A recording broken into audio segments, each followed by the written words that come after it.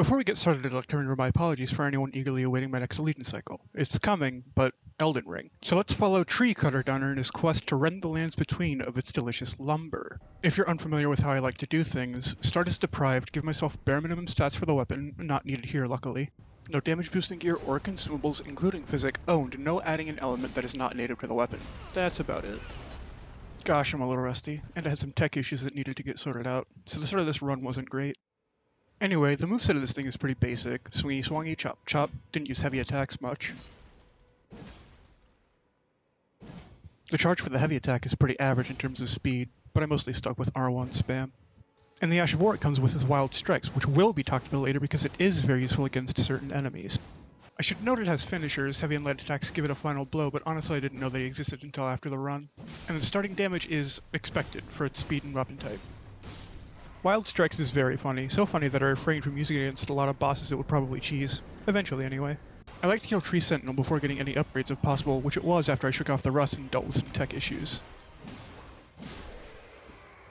Now I have a lot of upgrades in and under Limgrave to grab, so I'll be back with some armor and a +7 heavy axe. Alrighty, this is the first post-upgrade fight, so I'll show it to you. It was easy.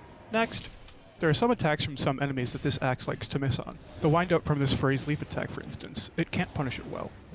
Now, this video isn't going to be following my old format of play through the game explaining bosses and enemies as I reach them type beat. I'm going to go through different enemy types, and we'll mostly be covering enemy types where I have something interesting to say. Because let's be real, you don't need me to talk about how every troll type boss was really easy to kill. And that goes double for a lot of other mini-boss type enemies, but there is some interesting stuff to talk about, so let's get started.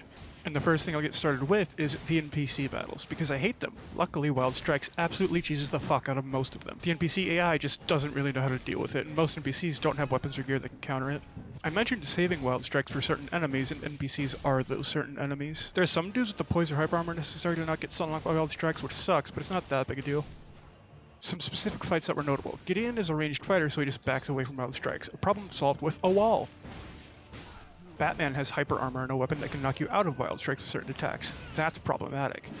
The Lamenter here likes doing jump attacks, which again can knock you out of Wild Strikes, and he teleports, which is just annoying. Rakshasa. My goodness, what kind of degenerate would just spam an Ash of War during a fight? Simply unbelievable. In all seriousness, she too countered Wild Strikes with hyper armor and the ancient art of doing lots of damage. And then there's Moongrim 2. This guy was the trickiest of the bunch because every attack from that big sword knocks you out of Wild Strikes. You might be thinking, you pussy, why are you cheesing fights? Eat shit and die. Fair enough, but I have no respect for these fights, so I cheese. For the vast majority of NPC fights, they're just not fun at all, and I hate that they're in the game. But if you want non-cheese fights, here. The Battle Axe deals with NPCs decently well. Jump heavies are a classic to use against him, and following up with the light hits is pretty consistent. My usual strategy is just R1 spam, so it doesn't matter. PvP is a whole other beast than normal gameplay, so I don't know or care much about it. I miss the days of DS2 where fuck-ass gang fights were shamed, but no, apparently the NPC fights in Elden Ring are cool, because Miyazaki made them. Trash.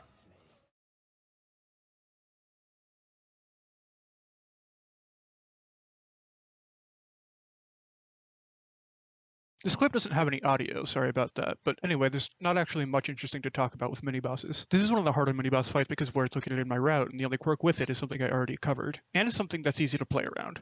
There is something in the DLC, however. These knights in Inir Ilim, they're rough. Just look at this insta-kill combo. I know it's a skill issue, but damn that's rough, and not fun to me. There's also this icy one which does a funny move. It hits you twice and does way too much damage for the range it has, and he has a fuck you don't get to hit me now move, which is what actually matters here. Axe has no range. Revolutionary observation. This is with 19 or maybe even 20 Scooby-Doo levels, by the way. Lastly, I wanted to talk about this. Not this boss, that was not noteworthy. No, I wanted to talk about this. Wah, Dark Souls 2 has too many enemies and they're just placed wherever. Wah, shut the fuck up and just kill them. Dark Souls 3 and Elden Ring both have areas with much higher enemy densities. I haven't heard many, if any, complaints for Dark Souls 2 that can't be applied to any other Souls-like. If you want to criticize Dark Souls 2, please be more nuanced than wah, too many enemies, wah, adaptability, wah, because it makes you sound like a dunce. None of the games are without criticism, and every common criticism for Dark Souls 2 was present in the base game of Elden Ring, but people excuse it. Thank you for coming to my TED Talk. Time to fade to the next chapter. Okay, bye, love you.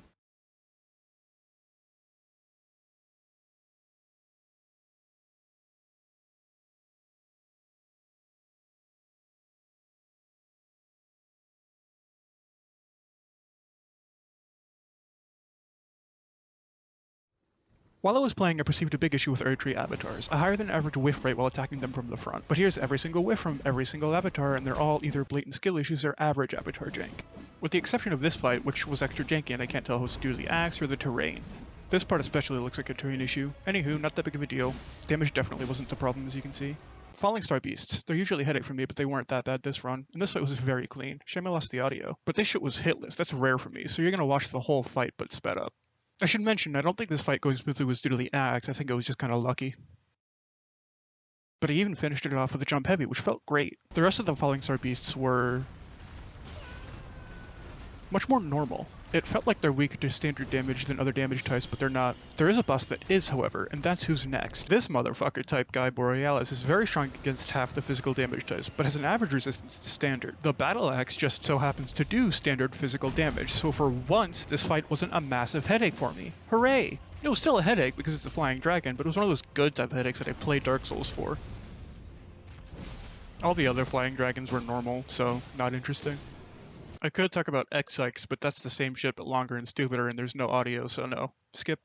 Black Knife Assassins. I like those, and this is what I'm fighting now, the hardest one in the game in fact. And the reason I'm showing it to you is because it was fun. Despite the axe's slightly slow speed, this was still a good and fun fight. Well, it was mostly fun aside from the flying for no reason. Why can't every boss fly in this game? What's up with that? It's no fun. For realsies though, this is one of the tankier bosses I fight in my route, so this is a good damage test, and the damage is pretty alright. Normal. These bell dudes are some of my favorite fights in the whole game, so I'm not gonna not show one. And this is the hardest one. No audio again, though. These guys are also a pretty decent test of weapon speed. If I can get multiple hits out between his combos, it's decently fast, right? Well, I can. This is what tells me the axe moveset is average for speed, if a bit slow on the recovery. I didn't first try this guy because the vibrations in my controller stopped working, but it was really fun, which is normal and average and boring. If I wanted to, I could mention Crucible Knights, but I don't want to, so let's move on.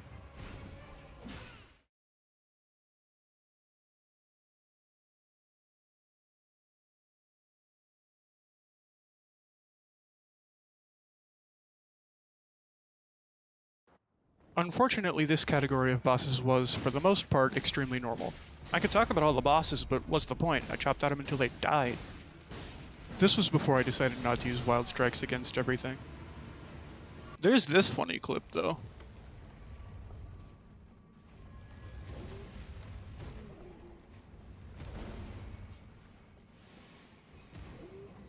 Pretty sure enemies aren't supposed to be able to follow you in here. I timed the Grail kill to be like 10 minutes. This counts as a lore boss. Against Neil here, there was some whiffs while he was upright. Not too sure what the deal is there. Sorry again for the no audio. I'm mad about it too. Ah yes, this lion. I'd love to go on a rant about how much I hate this fight, but at the end of the day, the problem boils down to one thing.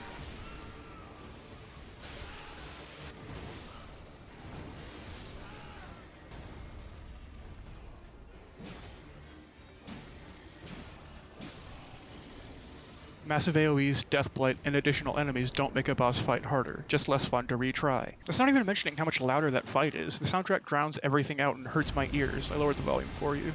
This fight is also loud, to be fair. Funny little trick. His head has a weak spot, but his tail also has a weak spot. It's easier to do this than learn his head, at least for me. And it's definitely not completely safe. Learning to fight him normally would certainly be safer. It's also a little cheesy, but this fight sucks, so I don't care. Look at this bitch flying away and shit. Lame. This isn't fun to me, it's just running around waiting for the fight to resume. The amount of AoEs in his second phase is ridiculous, but this is an axe review, not a boss review, and the axe is fine. Could do with a bit more range for this fight specifically, but it's fine.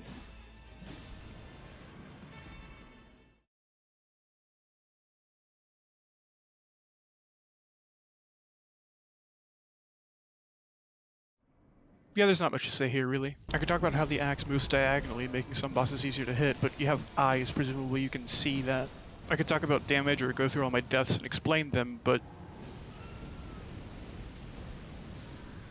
I'd rather not embarrass myself. I could talk about the normal lion, which is way less bullshit, but it's also just an annoying, unfun fight for me personally. Actually, I think the axe having less range is what makes it annoying. I remember enjoying this fight with the Uchigatana, which has more range.